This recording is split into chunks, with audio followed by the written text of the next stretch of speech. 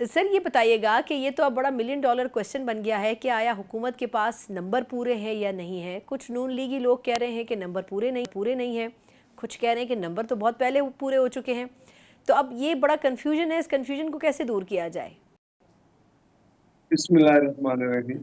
دیکھیں، آپ نے کہا ملین ڈالر کوشچن ہے کہ نمبر پورے کے ہیں کہ نہیں، اور میں آپ کو کہہ رہا ہوں ملین ڈالر یہ آنسر ہے کہ نمبر پورے ہے۔ آئینی ترمیم آئے گی تو 2 تائی اکثریت ہوگی، جو قانون اجازت دیتا ہے، قانون کہتا ہے تو وہ پاس ہوگا بل، اور 2 تائی اکثریت انشاءاللہ ہماری 2 تائی اکثریت ہوگی، ہم اسمبلی میں بل لائیں گے، وہ انشاءاللہ پاس بھی ہوگا۔ اور یہ پتہ نہیں کیوں اس پہ اتنی ڈبیٹ ہو رہی ہے جی کہ حکومت بل آتے ہیں، آئینی بل آتے ہیں جب حکومت کے پاس 2 تائی اکثریت ہوتی ہے تو وہ بل ہمیشہ وہ لاتے ہیں جو عوام کے مفاد میں ہوتا ہے۔ جو آپ دیکھیں جو سچویشن چل رہی ہے، اب آپ سب ایک طرف لے جاتے ہیں، اپوزیشن کا یہی کام ہے، خاص کر پی ٹی آئی کا، جی یہ آج نہ کریں جی 2 ہفتے بعد کریں۔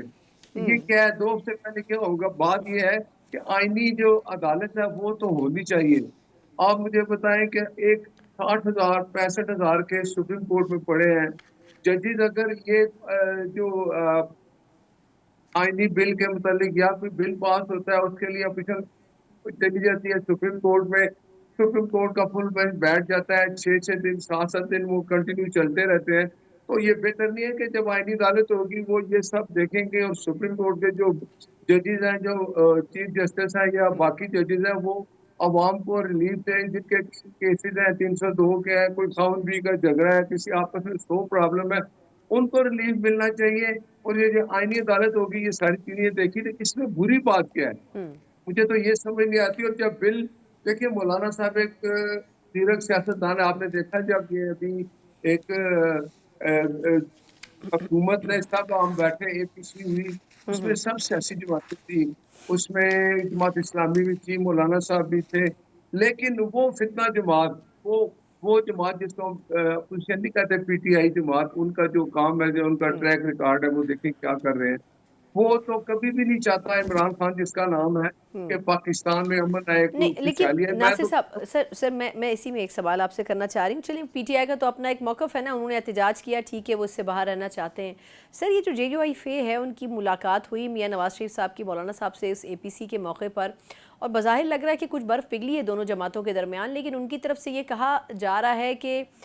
کچھ جو ترامیم ہیں وہ واپس لے لی جائیں۔ تو آپ کے خیال میں آج پھر اس حوالے سے خبر بھی آئی کہ جے یو آئی فے نے مسترد کر دیا وہ حکومتی مسودہ جو کہ ان کے سامنے رکھا گیا تھا۔ اب یہ میوچل کنسنسس کیسے ہوگا؟ کانسٹیٹیوشنل کورٹس پر وہ راضی ہیں، لیکن ججز کی تقرری تعیناتی، ان کے ٹرانسفرز، اس کے اوپر جو طریقہ کار ہے اس کے اوپر وہ مطمئن نہیں ہے۔ تو اب کوئی میوچل کنسنسس کی طرف کیسے جائیں گے؟ دیکھیں کنسنسس اسی میں آپ دیکھیں کہ ایک اچھی بات ہے، جمہوریت میں یہی ہوتا ہے کہ کوئی چیز آتی ہے تو جمہوریت اسی کا نام ہے کہ اگر کوئی اس کی مخالفت کر دیا، وہ اپوزیشن پہ بیٹھی جماعتیں، ان کے ساتھ ڈبیٹ ہوتی ہے، جب وہ ایک حتمی نتیجے پہ پہنچتے ہیں تو یہ اگر بل پاس کرنا ہوتا ہے، اس طرح کی بات ہوتی، تو پھر جب 2 ہفتے پہلے آپ کو پتہ ہے کہ یہ بل کے متعلق بات ہو رہی تھی، مولانا صاحب ہمارے ساتھ تھے